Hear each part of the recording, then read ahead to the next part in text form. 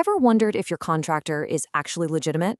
Well, today you're going to find out exactly how to ensure your contractor is fully licensed in Tennessee, safeguarding both your home and your investment.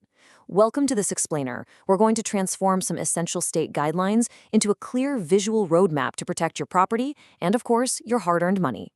If you're looking to hire construction help in the volunteer state, you are in the exact right place. It sounds like a pretty simple question, right? Is my contractor legitimate? But you would be surprised by how many people skip checking this. And let me tell you, skipping this one vital step can literally lead to an absolute nightmare for your home. Here is our agenda for today. First, we'll cover why license verification actually matters. Second, our step-by-step search guide. Third, avoiding common contractor pitfalls. Fourth, essential tools and resources. Fifth, protecting your home investment. And finally, a quick conclusion and disclaimer. All right, Section 1, why license verification matters and the very real risks of unlicensed contracting. Now check out this number, $25,000. In Tennessee, if a project's total cost for labor and materials hits this $25K mark, the prime contractor absolutely must hold a state license before they even offer you a bid. So waiting until a contract is signed, that's way too late. And keep in mind, for specialty trades like electrical, plumbing, or HVAC, they often need licensing for much smaller amounts depending on your county.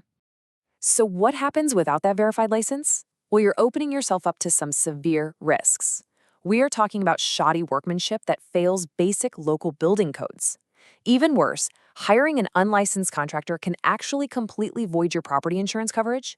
Plus, you could face legal liability for uninsured workplace injuries that happen right there in your living room. Add in the risks of financial abandonment, unexpected property liens because they didn't pay their subs, and their inability to pull proper local permits, and it's just not worth it. And just to show you how seriously the state takes this, unlicensed contracting isn't just a slap on the wrist. It is a Class A misdemeanor. It carries a massive civil penalty of up to $1,000 per day per violation assessed by the state. The financial and legal exposure for everyone involved is just immense. Moving right along to Section 2, our step-by-step search guide, or as I like to call it, the Smart Consumer's Journey. Here is your foolproof 5-step journey. First, identify exactly what you need. Grab the exact business name, the individual's name, and their license number right from their bid envelope. Step 2, access the official state portal. Step 3, run your search. Step 4, meticulously verify the license details that pop up. And finally, Step 5, perform some additional checks for things like insurance and business registration. For Step 2, the authority you're looking for is the Tennessee Department of Commerce and Insurance, usually just called the TDCI. They are the official body, alongside the Board for Licensing Contractors, that regulates and oversees these professionals to specifically protect your health, your safety, and your welfare. You'll want to head directly to their official state portal at verify.tn.gov. Honestly, I highly recommend just bookmarking this site right now. It's a completely free, secure portal that is updated daily with public licensing records. This is where you punch in that exact legal business name, or, even better, just use the specific license number to bypass any annoying spelling errors. Now, here is the absolutely crucial part. When that record pops up, do not just stop at a matching name. You've got to verify a few specific details. First, confirm the status clearly says active. Next, ensure the exact name on your screen matches the business name on your proposal perfectly. Then, verify their classification actually covers your specific trade, because a general contractor isn't automatically authorized to do complex electrical work, right? Finally, check that their assigned monetary limit is high enough to cover your total project cost. And look for a clean record with an absence of any disciplinary actions or suspensions. Section 3, avoiding common contractor pitfalls and how to spot those red flags. Let's talk red flags. A major warning sign is a contractor asking for large upfront deposits. Really, anything over 10% before materials even arrive on site is sketchy. Pressure to sign a contract immediately? Huge red flag. Or if their proposal name doesn't match the state database exactly. On the flip side, green flags include perfect database name matches, contractors providing direct certificates of insurance without making a fuss, and relying entirely on highly detailed written contracts.